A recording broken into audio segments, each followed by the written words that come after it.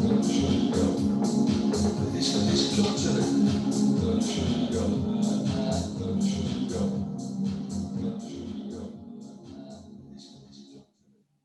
everyone, we are the Premium FPL podcast at premium_FPL on Twitter. We are in the midst of Gameweek 26, I think it is. We're looking ahead to Gameweek 27. So much football on at the moment, it's relentless. I think every night we're getting some football, which is always good playing fantasy football. So like I said, we're looking ahead to 27. I'm joined as always by Mindy, who after such a good run, he triggered the -12 at the weekend, looking to continue momentum, and he was punished, to put it bluntly. Biggest double game week in history. What a pile of wank, eh? Absolute shit show. After bigging how positive you were last week, you've just living up to stereotype now. Normal service is resumed. I don't know what came over me towards the end of last week. I did the podcast and was set on a -4, and then all the hysteria of the double game week sort of got to me, and was looking at like when else would I play the bench boost, and I just thought there probably isn't a better time, so I took those extra point hits to get some players on my bench, and it's not works. The Leeds result, Leeds not scoring against Villa really screwed me basically, and then Leicester's struggles as well. But I'm sure nobody wants to hear about my failed bench boost. We should probably just never talk about it ever again and just move on. I mean, on paper, the decisions you made, obviously, it hasn't worked out, but I was very much in the same position where, like, when are you going to use the bench boost? And I think it was a good time to play. It just didn't pay off. Hopefully, the mighty Areola might get you out of their trouble and get a 10-pointer tonight against Spurs. You never know. Well, do you want to say when we are recording the podcast, actually, just because? So it's Thursday lunchtime. So there's some games tonight still to go. 3 games tonight. But with the quick turnaround, we had to get something in, didn't we? Absolutely. But as you say, Areola, the fact that he got a clean sheet means I've not ended up like down on the -12 because of that's given with Areola and the players on my bench. That's 12 points already. So it's just there would have been a better time to play it probably. Maybe I should have. I think looking back, that week when we were all waiting for the fixtures to come out, should have just trusted Ben Crellin and wildcarded then to get in the ideal players that all had two games, and then bench boosted this week. But got to roll with the punches and just look forwards now.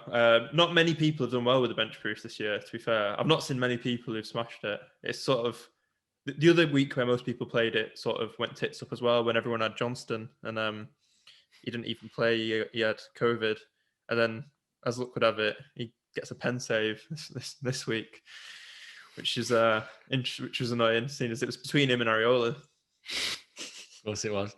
I mean, if he does get a return, even a small return tonight, they say 9, 11, 30, you could get 15 points, your bench boost minimum, which it could be a lot worse. Yeah. Do you want to run through your week before I cry about my week anymore? Yeah, sure. So I'm in the midst of 80 points with that -4, so 76 net. It's gone all right. I've got 4 players left: Kane, captain, Calvert-Lewin, Salah, and Son. It could have been a little bit better if I went with my balls and put Bale in. We're obviously going to move on to that. You talked me out. Well, you didn't really talk me out of it. You just stunned silence and laughter kind of put me off. So that was quickly put to the back burner.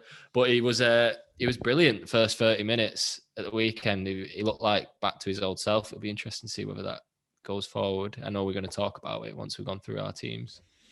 Well, no, I was trying to double bluff you because I knew I couldn't get Bale, so I didn't want you to get him. So that's why I was what it is? That's why I was like, I dare you. I bet you a tenner you won't get Bale. And I've got in your head there, put you off. Why didn't you just make a few more transfers? You made a -12. You might as well have just made a -21 while you're at it. Minus 21. How would that work?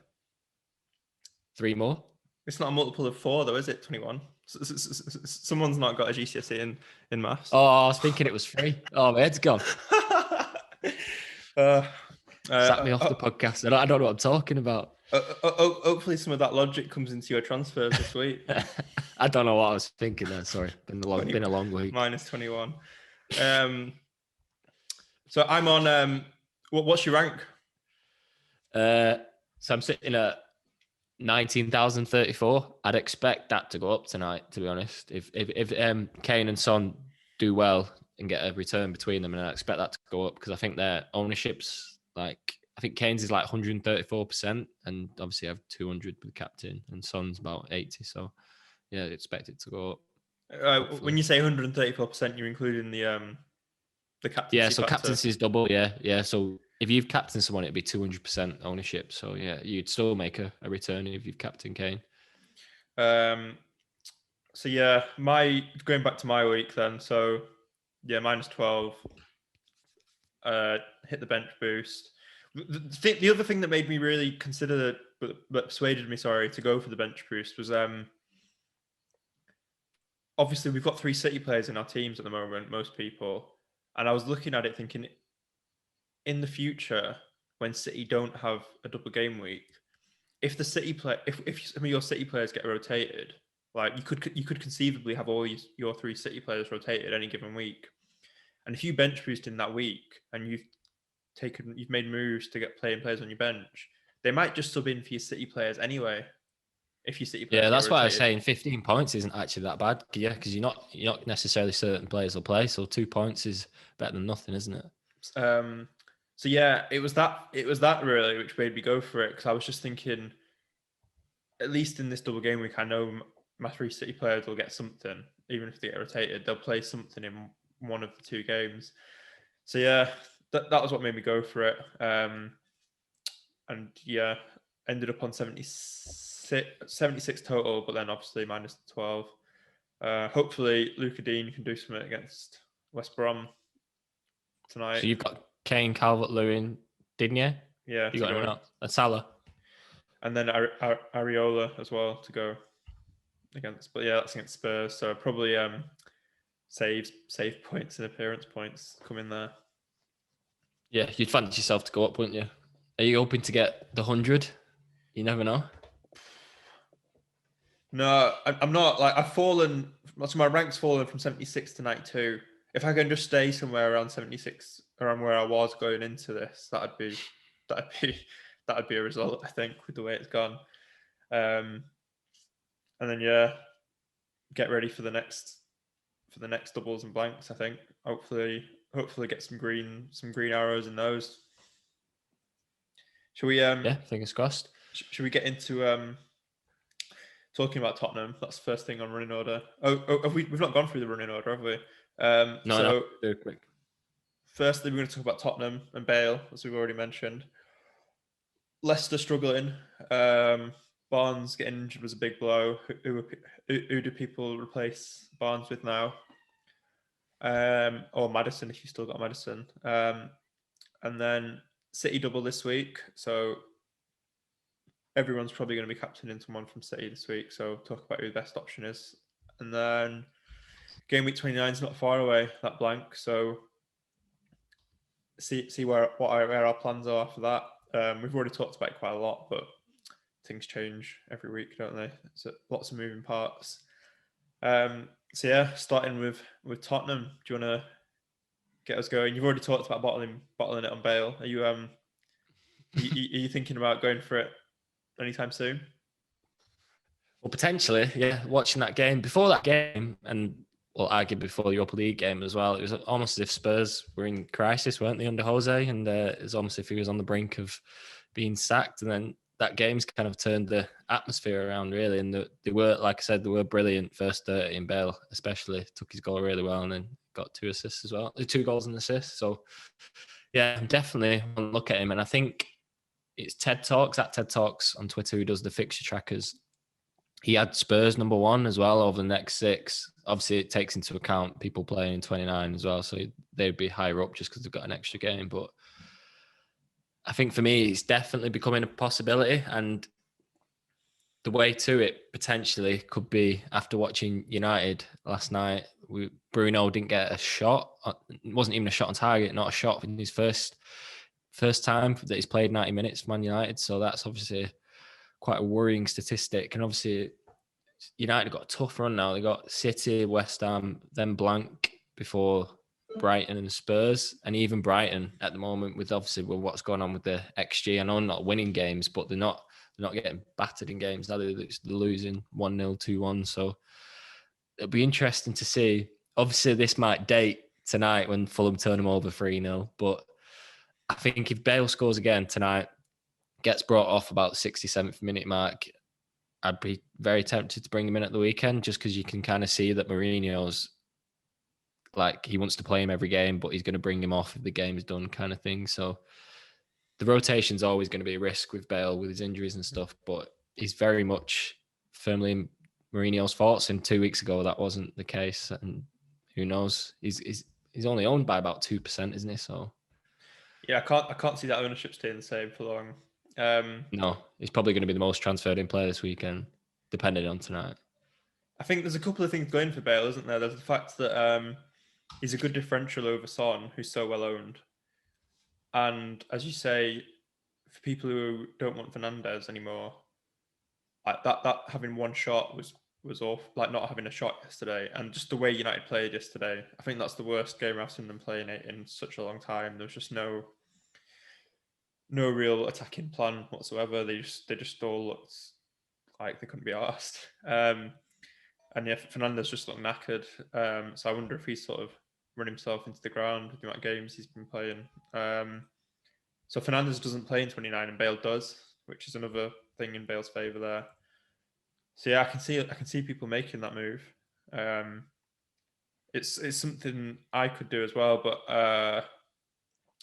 I'm just considering free hitting now in 29, so I don't really have to worry so much about players that play and don't play in 29. But yeah, might just end up going Kane, Son, and Bale on my free hit if I can afford it in that week. Would you consider a Spurs defender? Well, the only one that really stands out is Reguilon, isn't it? Like, the centre halves aren't nailed at the moment. I think Dyer didn't play at the weekend; he's fell out a bit. I don't really know who else I'd go for. Aurier potentially, he's back from injuries, and he played at the weekend, and he's very much first choice ahead of Doherty this season. So potentially, but like yourself, I think the three is just very tempting, and I think Mourinho is going to play more. I think he knows now that, like, his defense, he can't do his defense first because Spurs aren't good enough. He's gonna go for the jugular with games, and I think that's gonna help Bale, Son, and Kane owners, because they might lose games 3-2 and stuff. So I think that goes in your favour. Well, the caveats I'd say to the Spurs win at the weekend and getting Bale in are obviously Bale's injury record. Like number one. He's sort of been, like, Mourinho's been moaning about his fitness all season, whether you believe that or not. And then Burnley they didn't play like how Burnley normally play at the weekend. It's like they were sort of pushing up Lowton and Charlie Taylor, like, to get forward, which sort of left space in the fullback areas for Son and Bale. And I can't really see, like, the way Crystal Palace played against United yesterday, with just 11 players behind the ball. Even Benteke was in their own half most of the game. I can't see, like, there being that space in behind against Crystal Palace. With those games though, you just don't know, because when Spurs get an early goal, it completely changes the game plan. Like, if United scored early last night, it might have changed it. So you just don't know. An early goal is a massive factor, isn't it? I think Palace, they seem to have found, like, they were conceding goals for fun a few weeks ago, but they seem to have sort of reverted back to their old selves with, like, the deep block and Gary Cahill just blocking everything. But yeah, I think, definitely for, as we approach Game 29, having 3 Tottenham,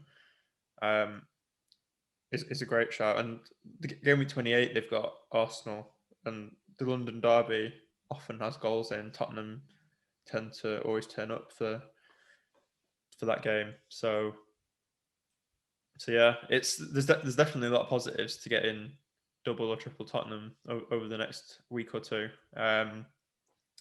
Yeah, another one as well. If people are planning that far forward, if you're not playing free hit 29 and you still got your wild card, I think 31's the best time to wild card, because the people who have a fixture in 29 have a good fixture in 30, and one of them is Tottenham. They play Newcastle 30 as well. So if you are bringing them in, you can wild card him out in 31, and you've still got a great fixture in 30.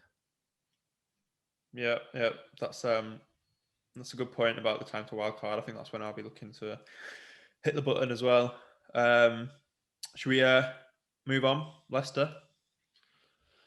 Yeah, obviously you were banking on with your Ricardo Pereira, which I thought was a great shout, playing right wing out position.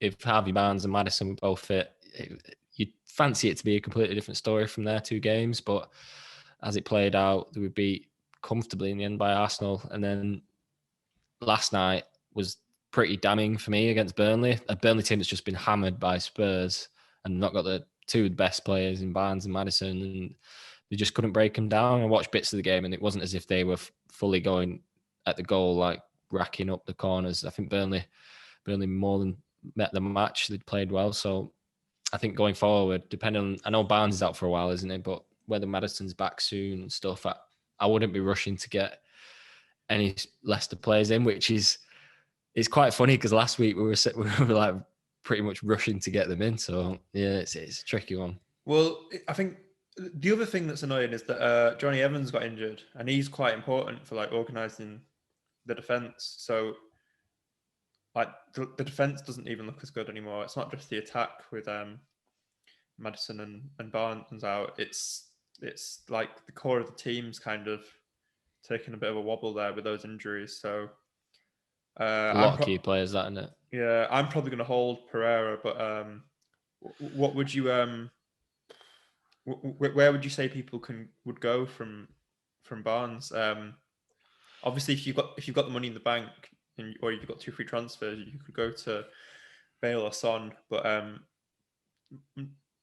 in a similar price bracket, I guess if you've not got your 3 City players, getting Gundogan in, if you've not got him, looks a good shout this week, because he didn't play the game just gone, did he? So yeah, he had his rest, and he come on and got an assist. He almost scored, so he's not showing any sign of letting up.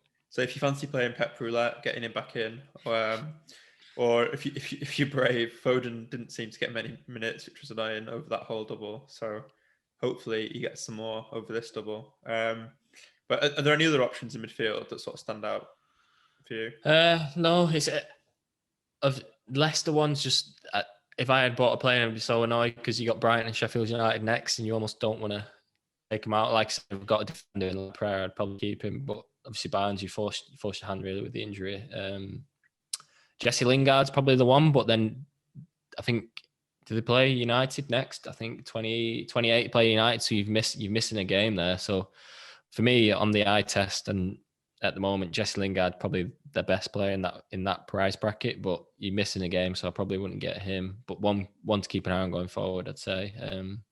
Well, what I'd say is, because a lot of people have got strong benches at the moment, if you need someone to play this week, but you can bench next week, like West Ham, are they playing Leeds this week? Yeah. So getting Lingard in this week, if you can bench him for the game you can't play against United, and then you've got him for 29 as well in the blank, that could be a good option if your team is set up the way that you could do that. Because people who've got Calvert-Lewin, sorry, not Calvert-Lewin, if you've got Everton players, you might want to be benching them this week because they've got Chelsea away, and Chelsea don't concede. Well, they don't look like conceding at all. So yeah, getting Lingard in this week to get that fixture against Leeds and put someone who's not got a good fixture on your bench is probably a good shout. If you can afford to bench him next week. One other player who I think will be a consideration towards the end of the season is Mason Mount, because Yeah, he's sort of quietly been taking over all season pretty much, and he looks to be one of the preferred options for Tuchel. Even though there is 6.8, so yeah. much rotation at Chelsea, I guess Rudiger's the one who just seems to be nailed on. I think he's played every game like in the Prem for since Tuchel's come in. So if you need someone in defence, if you want to come off Leicester defence now, like Rudiger's a great shout at 4.6, I think. Yeah, definitely. It all depends on what your strategy is. Then, if you've got one eye on 29 or not. If you've not, then yeah, Chelsea look great. Probably wait to see the game tonight, see how they fare against Liverpool. But yeah, I think they're great shouts. The only other one is, if you need a short-term punt, is probably Pereira from West Brom. They're playing a lot better recently. Pereira's at the heart of it, and they've got Newcastle Palace next too. So that might not be a bad punt if it's a short-term option. Yeah. I mean, I wouldn't be trusting West Brom. You know who has looked good from West Brom though? That new striker they've got up top. Like, He's absolute. He's been I popping think up in a lot of the like top of the XG and shots in the box metrics and stuff. He's what was the word Neville used when he played United? I think it was mauled. Yeah, he said he'd mauled Lindelof and Maguire. They said they don't know what day it is because it's just a beast. Yeah, Diangane. Well, I'll trust you on the pronunciation of that one. I'm not going to risk saying it. Yeah, I can't really think who else. It's there's not that many options in that bracket. It's either a case of moving up to like Son or Bale or something like that, or moving down to maybe players in the Rafinha sort of bracket.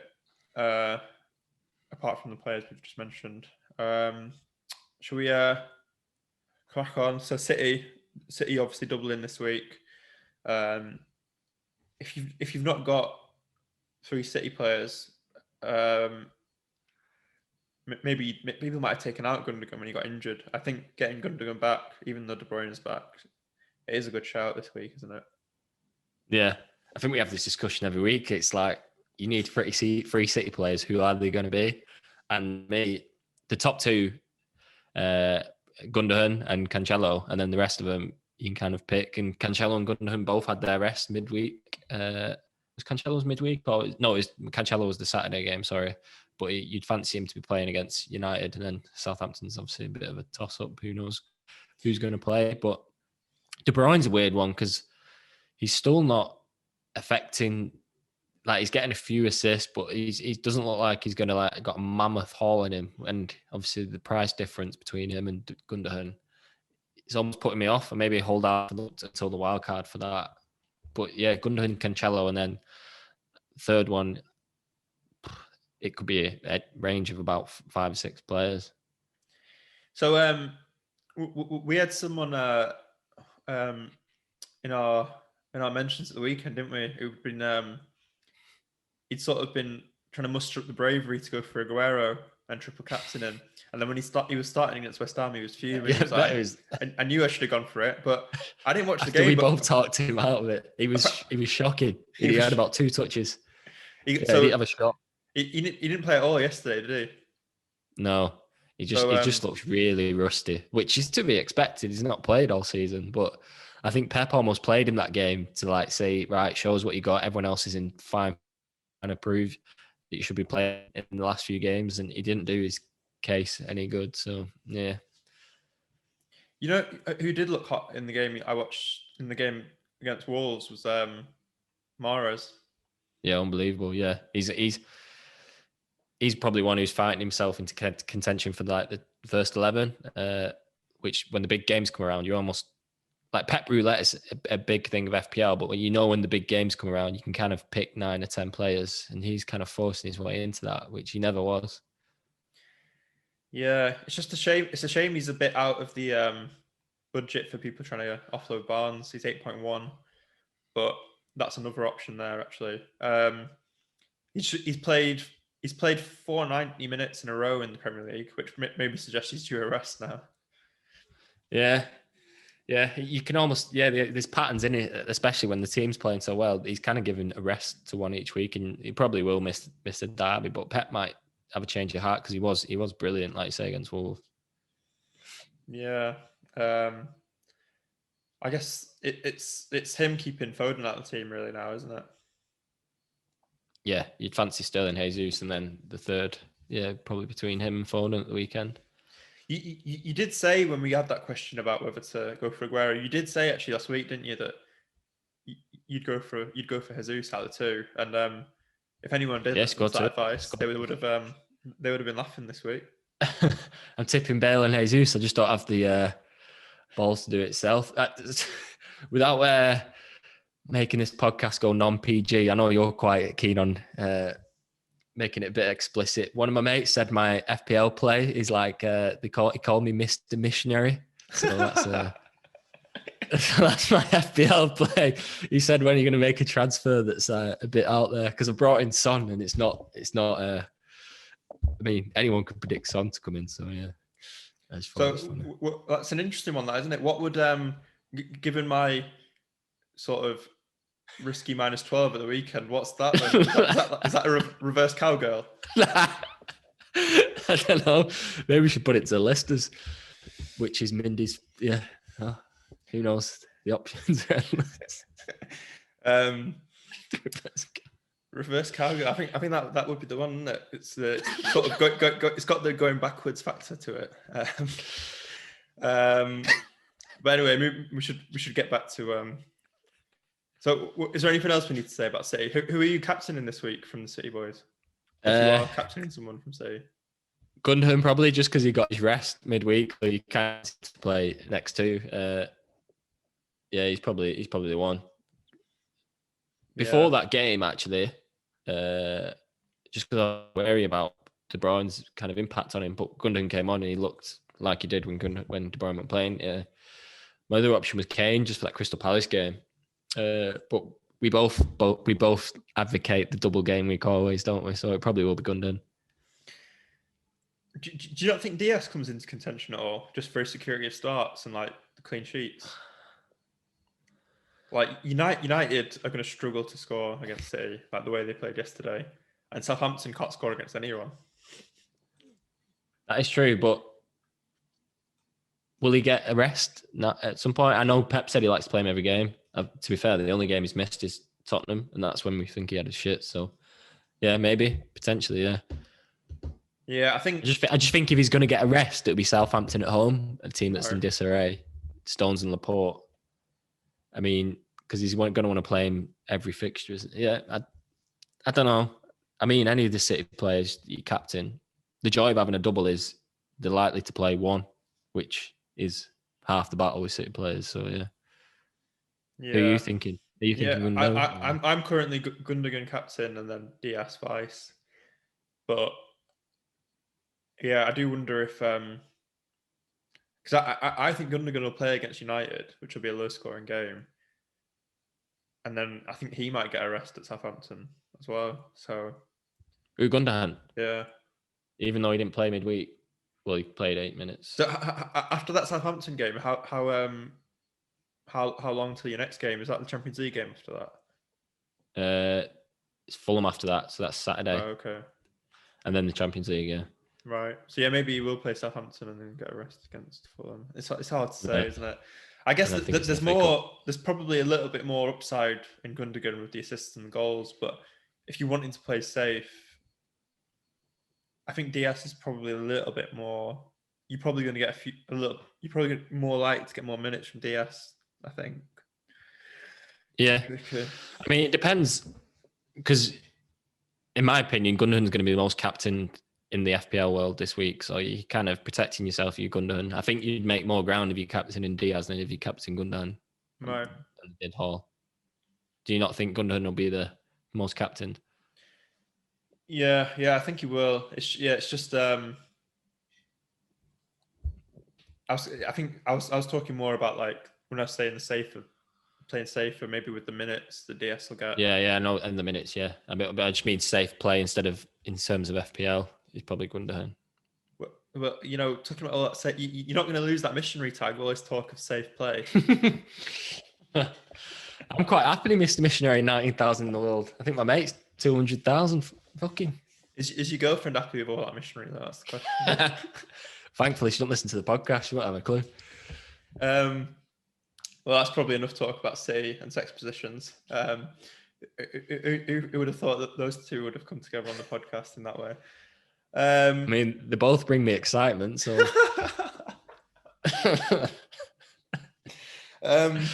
we get off track. Let's move on to firing blanks in the game week 29. So have your plans changed at all from last week about what you're looking to do for how many you have out that week? No, I'm still very much playing 29 just because I've got 7 players at the moment, and thought that I don't think people are going to make much ground in that game week just because of the fixtures. So I think if you've got 10, I'll probably end up having 10, 11 potentially. 11 would require a hit, but yeah, I think I'm very much going to build to that wildcard 31 and then free hit 33 because that's when Tottenham and City don't play, don't they? So I can kind of still keep my City assets and then free hit them. So I think that's the plan. Just leaves me a bench boost to try and work out when to play that. So looking at just for people who maybe haven't been aware or listened to for the first time or whatever, game week 29. Living under a rock.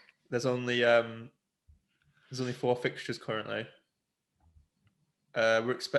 Fulham, Leeds, Brighton, Newcastle, West Ham, Arsenal, Aston Villa, Spurs. So a lot of what people are planning and the moves you going to want to be making are going to have to factor that in. So I'm currently not sure. I'm leaning towards just playing my free hit that week.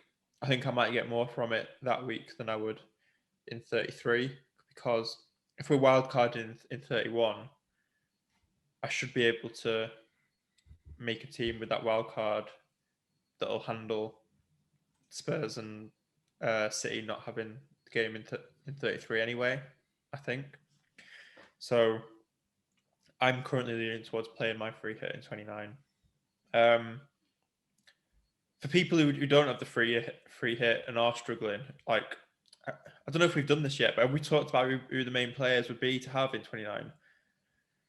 Maybe we could quickly might as well go for it. Yeah. So I mean, I guess you'd want one or two from Leeds at least, wouldn't you? Maybe Bamford and Rafinha, or one of the attackers in Dallas or something, because Leeds have got Fulham. Absolutely. Brighton, Newcastle. That's probably one where maybe no players from that game. Brighton defense possibly if everyone free hitting. If you want to attack the premium attackers, that'll free up some space. But yeah, if you've not got a free hit, I probably wouldn't worry about that game. No. Yeah. West Ham Arsenal's interesting because we mentioned Lingard, and Arsenal have got some good cheap options in Saka especially. I think Orba could be a punt for that week if you're on free hit. Yeah, free hit. I wouldn't be bringing him in with. Well, if you've got your wild card and you're wildcarding straight after, then that obviously changes it. But if I haven't got my wild card and I'm not free hitting, then probably not. Yeah. But yeah, free hit. West Ham are a great team, played really well against City, so maybe not. But these fixtures here, you're going to have a lot of money to spend, so it's probably worth it as a punt, as a one-off. If Antonio's fit, he looks a lock, doesn't he, for one of the striker slots, because he's scored against City twice this season now. He can just turn up with a goal against anyone. Yep, absolutely. And then, Aston Villa Spurs. This is probably where most of the investment will be going in that week. So we've already talked about like the Spurs players. Who would you? Depends if Grealish is back, isn't it? Yeah, it does. Yeah. Like they just don't look the same without him, do they? No, nowhere near. It's there's 3 teams at the moment. There's Leeds. I think Leeds might have won that last game, but Leeds without Phillips, Villa without Grealish, and then Leicester without Maddison and Barnes. They're having such a big impact on them 3 teams. Yeah, it's a bit of a wait and see what See if FPL Insider can let us know when the Aston Villa players start bringing Grealish back into their teams, so we know. Because Dean Smith isn't going to tell us, is he? He just sort of says, "Oh, he's got a chance" or whatever every week.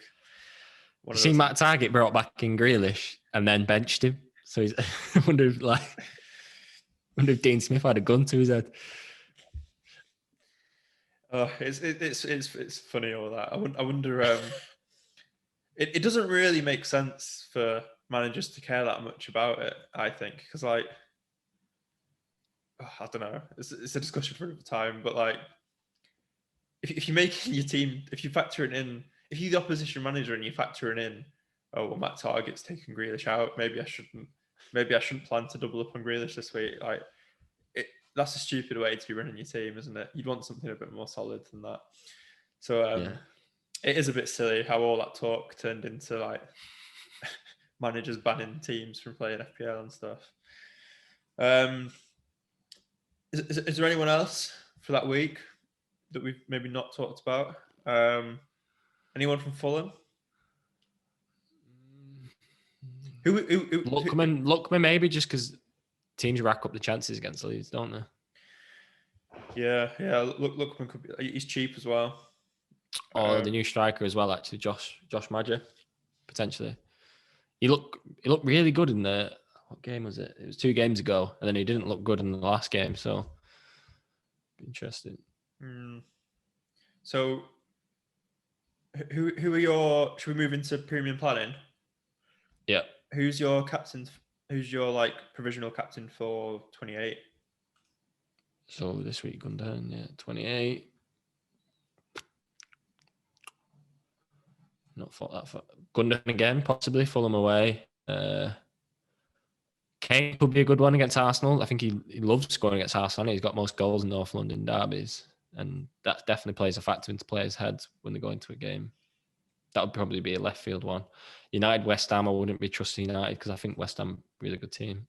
Liverpool, Wolves. Maybe wait and see how good Liverpool are tonight because they bounced back, didn't they, at the weekend? If they beat Chelsea 3-0, then who knows? But yeah, they'll probably say City or Kane probably next week. Yeah, it's not an easy one, is it? Like, apart from the City fixture, there's not a lot of fixtures that stand out. No, if Spurs play really well tonight and batter Palace, then Kane, I think, will come into teams' heads. Yeah, I think that week, especially for City, could be one where a defender comes into record. Because if you don't think Gundogan's going to play, that is. Because Fulham will struggle to score against you a lot. And then Gameweek 29 in the blank, everyone's going to be on a Spurs option, aren't they? Yeah, especially if Grealish isn't back or Grealish has come back to a team that's not performing well and can't get him going again, yeah.